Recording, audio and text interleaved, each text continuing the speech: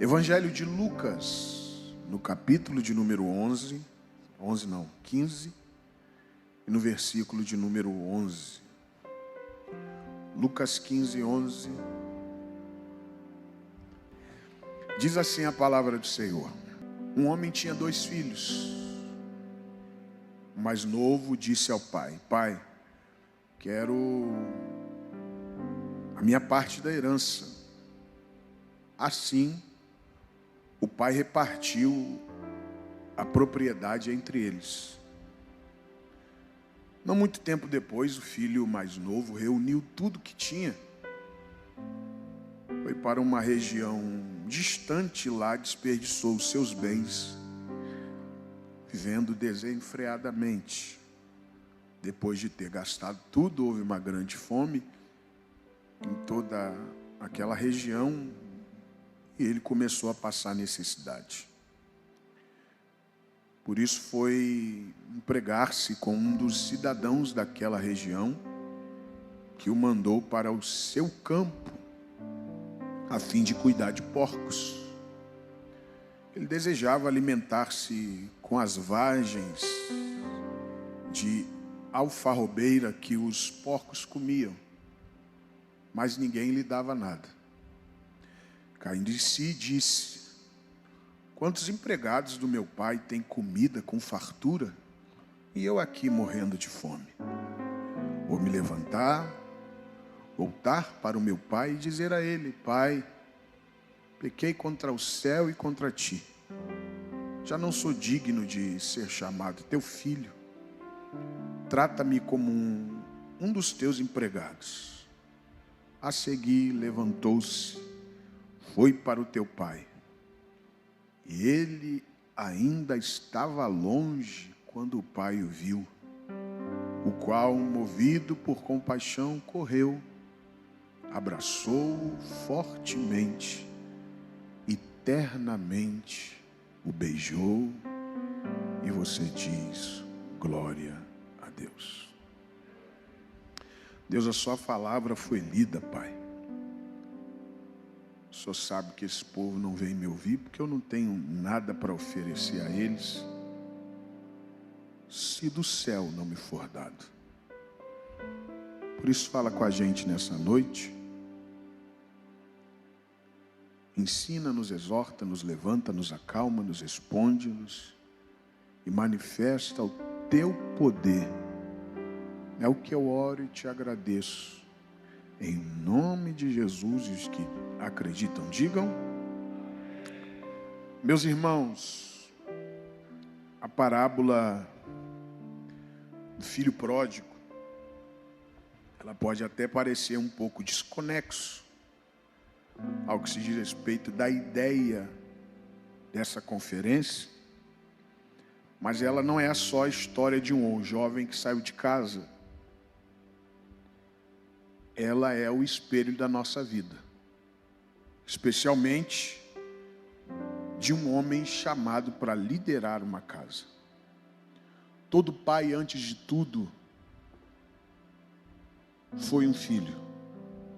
Todo marido é um filho que carrega a responsabilidade de manter o lar de pé. E quando esse filho se afasta da fonte de Deus, todo o círculo de sustentação, ele começa a rachar. Nesse enredo bíblico, o filho parte em busca de um sentido de autonomia. E o marido que se distancia também parte, não é? Não fisicamente apenas, mas emocionalmente, na busca do trabalho, do prazer, ou na aprovação que só a presença de Deus consegue dar.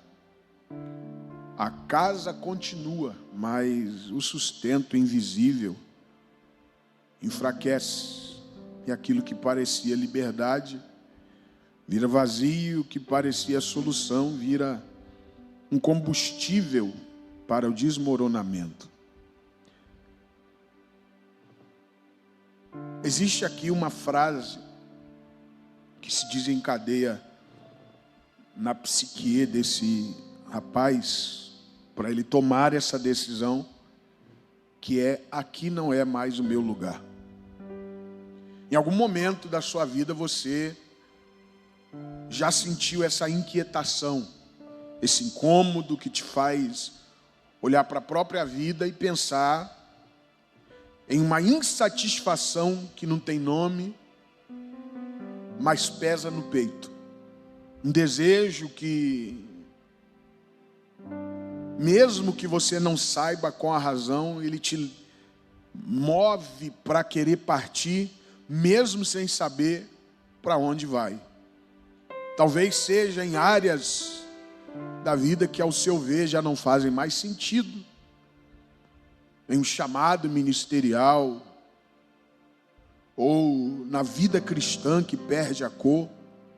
Você sente que precisa sair. Você sente que precisa experimentar algo novo, que precisa provar para si mesmo que a felicidade está além da cerca que Deus te impõe em limites. E Deus fica em silêncio. Não porque Ele não se importe com você, mas porque Ele sabe que você não quer ouvir o seu conselho.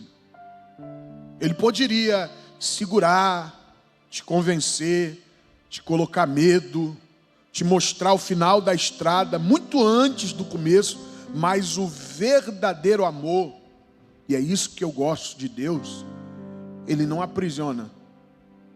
O verdadeiro amor, Ele espera a sua volta pacientemente. Não importa quanto tempo dure, se serão dias, anos, para Deus não importa, porque Ele sabe que esse dia, uma hora vai chegar. E você parte, você se lança no mundo acreditando que agora sim a minha vida vai fazer um sentido, mas os dias passam e as promessas vazias se esgotam, e agora o que parecia liberdade se transforma em frustração. E quando a fome interior chega, porque ela chega, é aquela fome que nada preenche, você percebe que aquilo que você buscava fora da casa de Deus sempre esteve perto dele. Ele ainda está lá, de pé, te esperando, porque o amor não corre atrás de quem quer partir, mas ele sempre recebe de volta quem decide voltar. Vou repetir essa frase. O amor de Deus não corre atrás de quem quer partir, mas ele sempre recebe de volta quem decide voltar.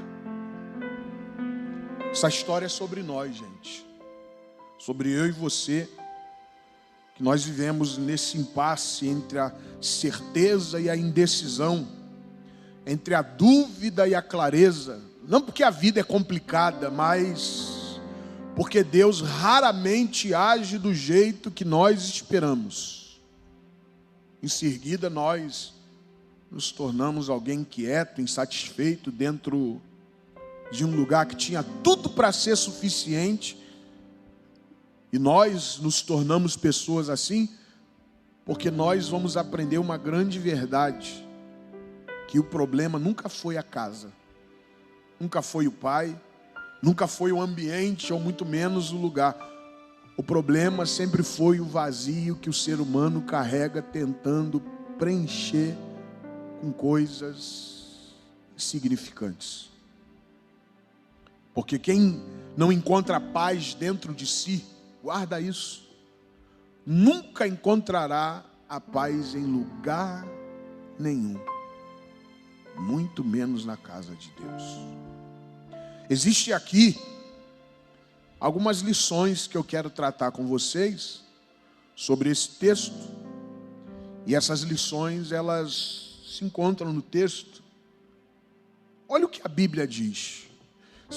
Eu sou muito observador, não é? E eu sou o tipo de pessoa que eu analiso o texto, e por entender a linguagem comportamental dos personagens, eu não apenas leio, é como se eu entrasse dentro do texto e visualizasse essa cena. Observe agora um pai tendo um diálogo com o filho, e dentro desse diálogo, o filho mais novo simplesmente chega para o pai e fala assim: eu quero a parte que me é de direito. Quem é pai sabe do que eu vou dizer. Todo pai, ele tem no seu interior intuitivo o conselho. Todo pai aconselha um filho quando ele está prestes a tomar uma decisão errada.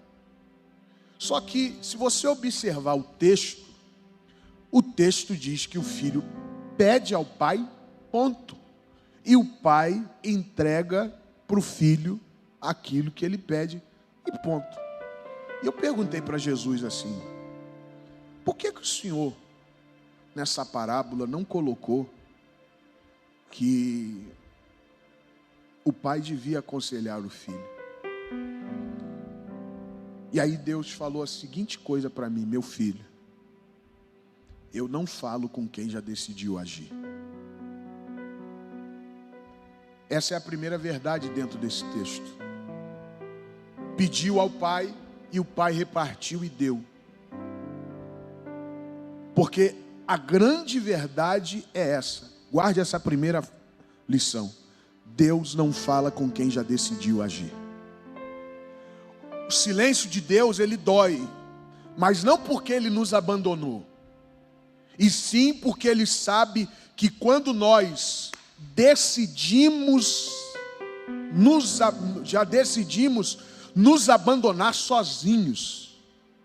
O filho pródigo, ele chega diante do pai com uma decisão pronta. Ele não vem para perguntar se era certo ou era errado. Ele não pediu conselhos. Ele não buscou a sabedoria do pai. Ele simplesmente exigiu e o pai ficou em silêncio. Não porque ele concordava, mas porque não adianta falar com quem já fechou os seus ouvidos. E esse é o grande problema da gente quando vamos até Deus. Quantas as vezes nós vamos até Ele, não para buscar a sua vontade, mas para conseguir a aprovação sobre aquilo que nós já decidimos fazer. Nós não pedimos uma direção, porque na verdade a gente já comprou a passagem. A gente ora pelo nosso relacionamento interpessoal, social, familiar, ou seja, mas a verdade é que nós já colocamos a aliança da decisão no dedo. Nós buscamos a confirmação, mas no fundo tudo aquilo que nós queremos é que Deus assine o contrato do nosso erro. E quando Ele se cala, porque Deus se cala, nós interpretamos o silêncio de Deus como uma aprovação. Mas o silêncio de Deus não é aprovação.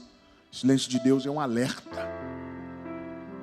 O filho saiu sem a resistência do pai, porque Deus não prende quem quer partir, seja para qual lugar que for.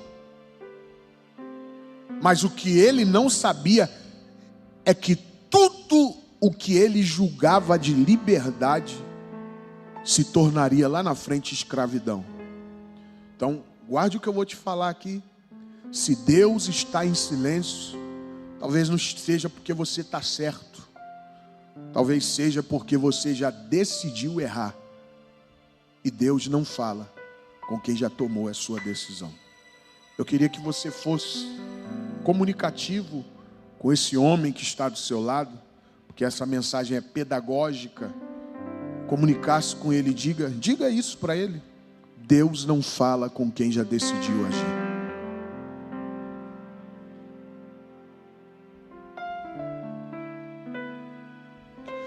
A segunda verdade dentro desse texto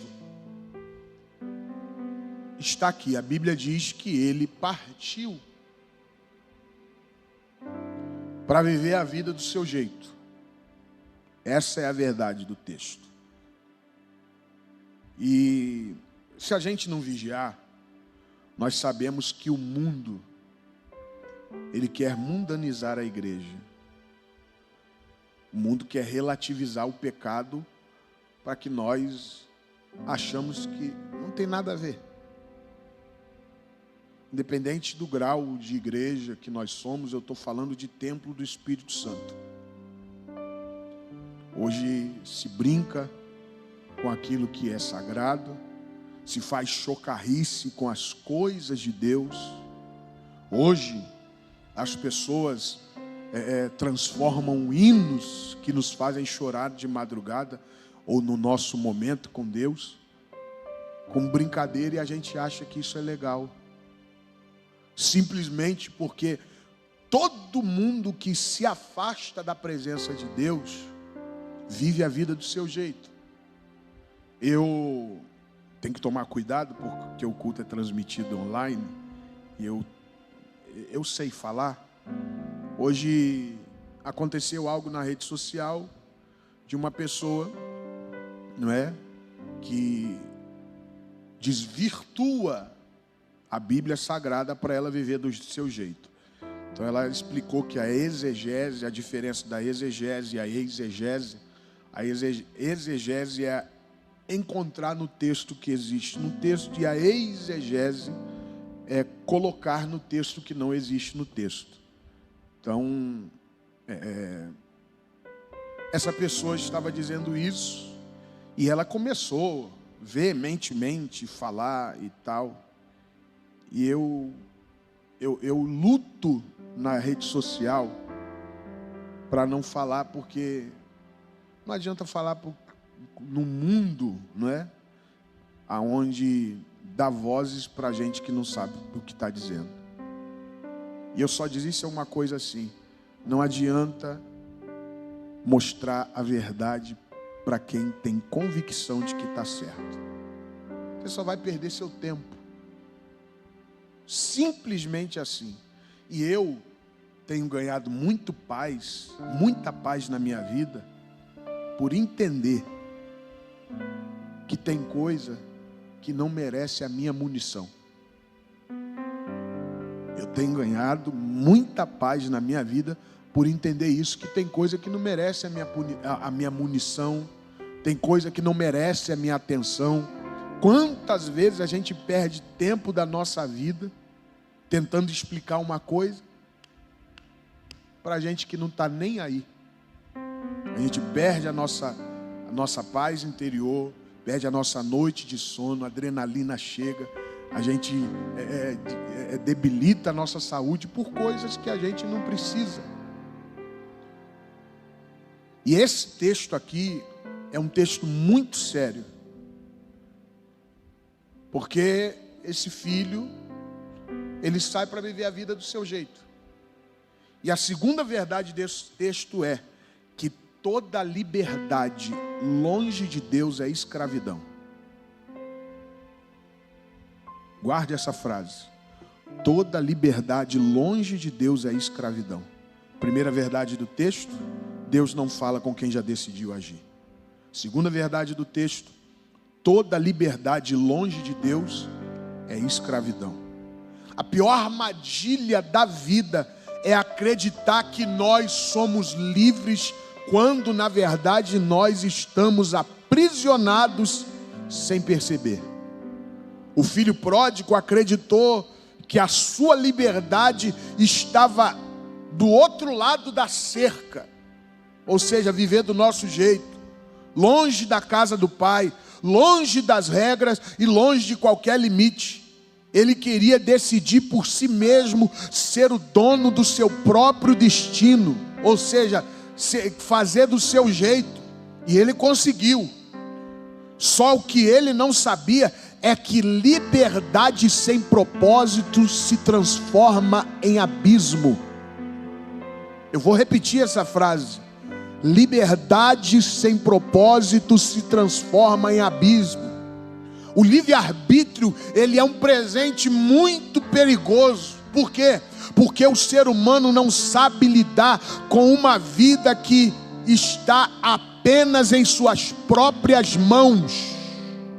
Em algum momento, os limites se desfazem, a consciência se enfraquece e os desejos tomam o controle. Então aquilo que parecia libertador se transforma em correntes.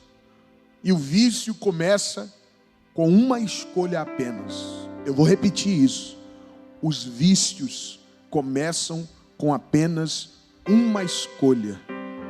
E agora não dá mais escolha. Porque quando ele começa com uma escolha, ele não te dá mais escolha. E a independência que parecia tão doce, agora tem gosto de solidão e desespero.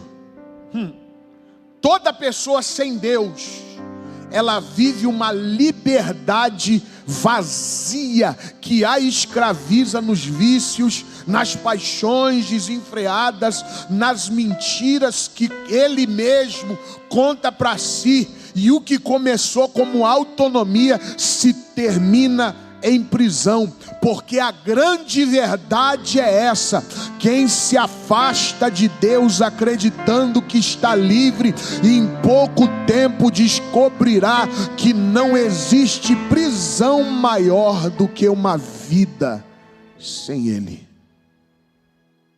Se você quer ter a paz no seu lar, no seu relacionamento, na sua casa, porque o afastamento ele é sutil, muito sutil, não parece, mas quando você vê, eu sempre falo isso, algo para os meus pacientes, pessoas que tiveram problemas com os pais, com as mães e etc, família, eu digo que o afastamento é muito sutil, porque se você não tira um minuto para falar com a pessoa durante o dia, esse minuto vira horas. Essas horas viram um dia, esse dia vira semanas, semanas se transformam em meses, meses em anos, e quando você vê, são pessoas que estão no mesmo lugar, mas distante de conexão. Porque toda vida sem Deus é uma prisão. A terceira verdade desse texto é algo que bate muito no meu coração, porque olha o que a Bíblia diz, que quando ele estava lá, bem longe da casa do pai, a Bíblia diz que ele agora, a ficha cai e ele diz assim: quantas pessoas lá na casa do meu pai, os empregados, vivem melhor do que eu. Essa é a terceira lição. Guarda o que eu vou te falar aqui. Não deixe a vida te ensinar com a dor o que você pode aprender com a obediência.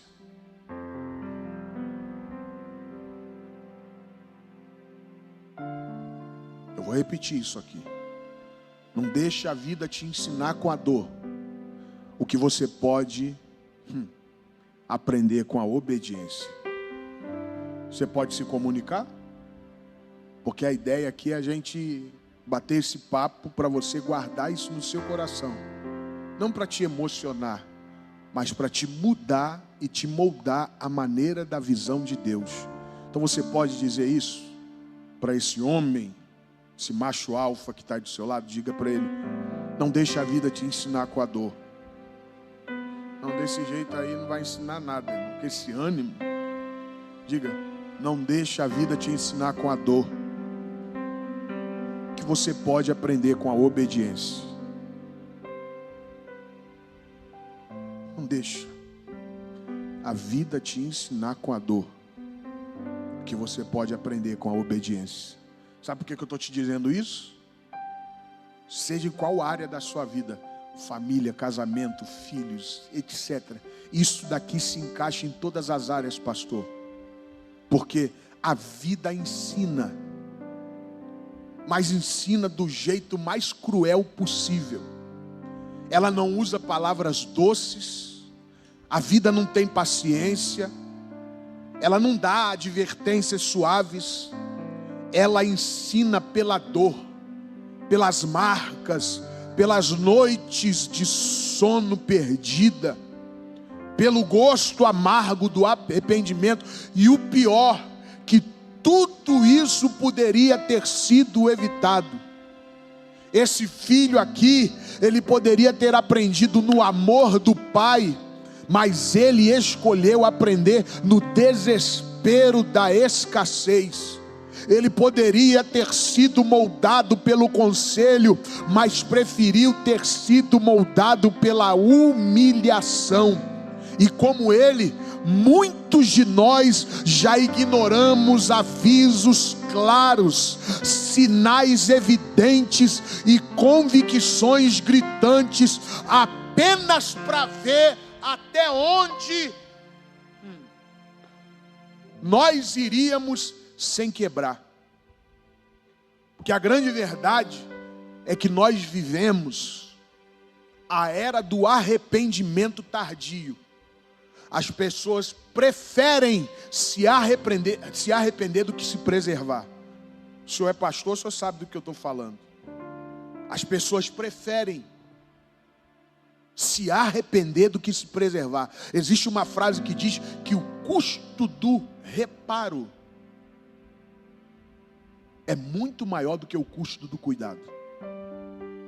Só que a era do arrependimento, de gente que não ouve, mas sofre, hoje em dia, não é? Porque aonde tem gente, existe isso. Nós estamos vivendo a era das opiniões. Hoje em dia é muito difícil ser pastor de alguém, porque todo mundo acha que sabe alguma coisa. E aí você vai aconselhar, as pessoas acham que sabem de tudo. E eu não estou falando questão de idade. Pastor é pastor por causa de uma ordenação espiritual. E quando esse óleo é caído sobre a nossa cabeça, a sabedoria divina, ela paira. Então quando o pastor, ele está te aconselhando, não é que ele está preocupado apenas com a sua vida, mas ele está preocupado com a consequência de uma decisão. Eu estava conversando esses dias com um amigo que errou demais, e Deus me usa para falar com ele, não é? Ele diz que, como todo ser humano, não é? Porque a partir de uma certa idade, nós entramos na crise da consciência, que é o quê? Que a nossa mente vem nos cobrar tudo aquilo de errado que nós fizemos. É a crise da consciência. Ações que nós tomamos na imaturidade, no calor do momento, e que depois nós amadurecemos, crescemos como pessoas, como seres humanos, e já temos um caráter moldado, e principalmente o caráter de Cristo, a gente se arrepende. E ele disse para mim: negão, a gente se trata como irmão. Ele disse para mim: negão, se eu pudesse voltar atrás, eu faria tudo diferente. Porque ele preferiu aprender com a dor do que ter aprendido com a obediência. E esse é o problema dessa geração. As pessoas não ouvem. As pessoas desprezam a prudência e abraçam a consequência, porque obedecer parece limitar demais, mas no fim é o que poupa-nos da nossa dor. Eu prefiro ser alguém limitado do que sofrer alguma coisa desnecessária. Por isso que famílias sofrem. Por isso que relacionamentos sofrem demasiadamente. Por isso que pais têm problema com os filhos, porque preferem protelar, preferem deixar coisas que poderiam ter sido evitados simplesmente por causa da obediência. E é isso que eu quero que você entenda. Deus não nos priva disso por capricho. Ele nos priva para que nós não nos tornemos escravos da nossa própria consciência destruída. O pior sofrimento não é aquilo que nos acontece, mas é o que poderia ter sido evitado. Você sabia que o ser humano ele não sofre pelo que aconteceu? Ele sofre pelo arrependimento de coisas que ele poderia ter evitado pelo simples fato de dar um passo atrás. Mas como nós somos teimosos, donos dos nossos narizes, a gente prefere pagar para ver. Só que o que você precisa entender é que a obediência nos livra da dor que o orgulho insiste em pagar para ver. Guarde essa frase. A obediência nos livra da dor que o orgulho insiste em pagar para ver. Gente orgulhosa vê os sinais na sua frente, mas ela insiste em pagar para ver. A última lição dentro desse texto, ele diz que irei ao meu pai e direi para ele: não sou digno de ser chamado de filho. Agora eu queria que você colocasse para mim aí o versículo de número 20, para você entender onde eu quero chegar aqui. Olha que coisa bonita. Você consegue ler comigo todo o versículo de número 20? De uma voz uníssona. Vamos lá no 3? 1, 2, 3.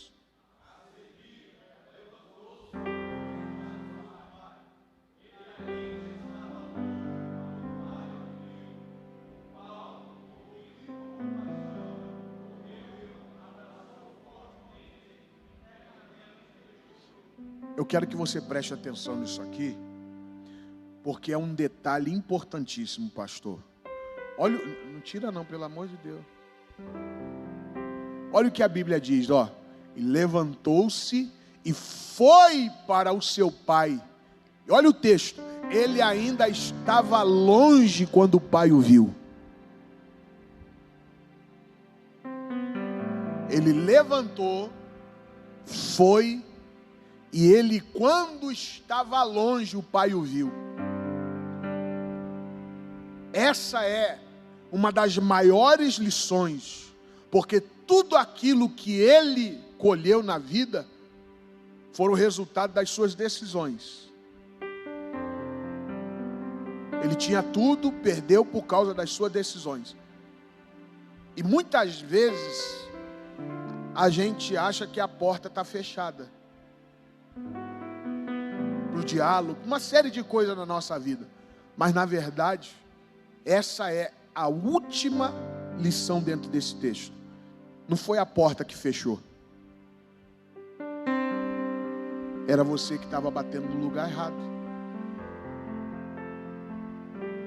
Não foi a porta que se fechou. E quando eu falo porta, eu falo da prosperidade, da estabilidade, das coisas fluindo dentro da nossa vida. Não foi a porta que fechou. É você que está batendo no lugar errado. Porque quando o filho chegou no lugar certo, o que a Bíblia diz? Que o pai estava esperando ele de braços abertos. E nesse mesmo texto diz que a porta da casa estava aberta e o pai mandou os empregados pegarem o melhor novilho para dar uma festa. Então quer dizer que a porta não estava fechada. Era ele que estava batendo no lugar errado.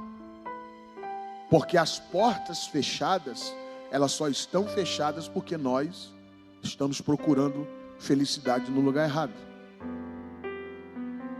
Então nosso casamento, nosso relacionamento, a nossa vida com os nossos filhos, elas só vão fluir quando a gente entender que a porta não está fechada. Somos nós que estamos procurando Deus no lugar errado.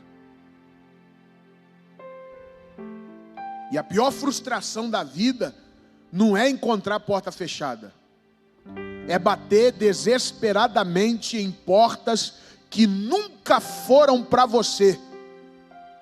E o filho achou que havia saído para conquistar a vida, mas logo descobriu que não existem portas em ambientes de pecado, apenas armadilhas disfarçadas de oportunidades. E nós, quantas as vezes batemos em portas erradas esperando que Deus nos responda? Procuramos provisão em lugares onde Ele nunca esteve. Pedimos que Deus abençoe relacionamentos quando Ele está distante. Nós buscamos segurança no dinheiro, no status e reconhecimento quando o que realmente nos falta nunca esteve fora, mas dentro da casa do Pai. Fazendo uma ponte hermenêutica aqui, nesse mesmo texto, fala sobre a parábola da dracma perdida. A dracma era um presente que o noivo dava para a noiva, e ela tinha que cuidar dessas 10 moedas durante o seu noivado até o dia do seu casamento, quando ela poderia fazer uma tiara para colocar no seu cabelo, ou um colar para colocar no seu pescoço dessas 10 dracmas. Por isso que ela se desespera quando perde uma, e faz de tudo. Ela tinha 10, perdeu uma, ainda ficou 9. 9 é uma grande quantidade. Estou certo ou estou errado? Mas só que o que ela entendeu é que não adianta ter muito e não ser completo. Tem gente que tem muito, mas não é completo. Porque o muito, ele pode um dia ser pouco, mas ser completo em sua complexidade não quer dizer quantidade, mas sim estado de espírito. Não adianta ter uma família, não adianta ter uma casa boa, não adianta ter filhos, não adianta ter nada, se você não tiver aquilo. Eu estou todo arrepiado aqui. Se você não tiver aquilo que completa.